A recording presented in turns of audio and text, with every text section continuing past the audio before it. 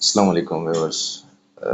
बायोस्टैटिस्टिक का जो ये इंट्रोडक्टिव कोर्स है, इसके पहले लेक्चर में हमने इंट्रोडक्शन ऑफ बायोस्टैटिस्टिक की और साथ में हमने स्कोप ऑफ बायोस्टैटिस्टिक को देखा।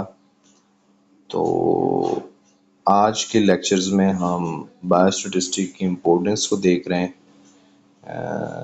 इन हेल्थ रिलेटेड साइंसेस, जिसमें नर्सिंग है, जिसमें डीपीटी है, जिसमें तमाम एलाइड हेल्थ साइंसेस हैं, रिहेबिलिटेशन साइंसेस हैं, बीडीएस हैं और एमबीबीएस में स्टैटिस्टिकल एप्लीकेशंस जो हैं और उसकी इम्पोर्टेंस जो है उसको हम आज डिस्कस करने लगे। तो इस लेक्चर में again biostatistic permits the most exact kind of description, और यानी बायोस्टैटिस्टिकल टेक्निक्स यूज़ करने के बाद हम एग्जैक्ट प्रिस्क्रिप्शन जो है या डिस्क्राइब कर सकते हैं किसी भी फिनोमिना को mathematically. It forces the researcher to definite and exact in his procedures and techniques. तो जो स्टैटिस्टिकल टेक्निक्स हैं, इसको यूज़ करके जो रिसर्चर हैं वो एग्जैक्ट इंफॉर्मेशन कलेक्ट करता है और वो एग्जैक्ट प्रिस्क्राइब कर सकता है किसी भी फिनोमेना को। It enables the researcher to summarize results in meaningful and convenient form. तो जो रिसर्चर है उसको रिसर्च के दौरान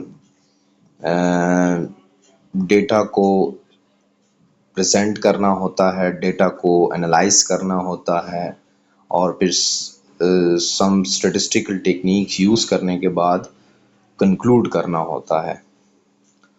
तो बायोस्टैटिस्टिक में अगेन ये ऐसे टेक्निक्स को हम डिस्कस कर रहे होते हैं कि जो हमें यूज़फुल होती हैं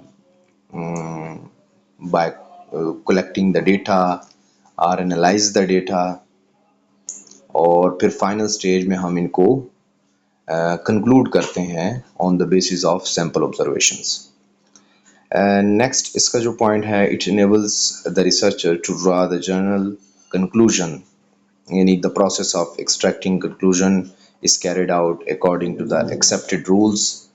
तो जैसे हमने लेक्चर 1 में कहा कि एक इसका स्टैटिस्टिक का एक डिस्क्रिप्टिव पार्ट है, दूसरा इन्फेरेंशियल पार्ट है।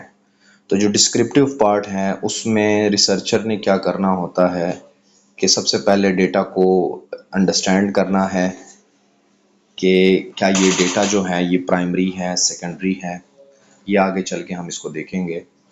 फिर क्या ये जो डेटा है ये किस टाइप का है, क्या ये क्वालिटेटिव नेचर का है या क्वांटिटेटिव नेचर का है।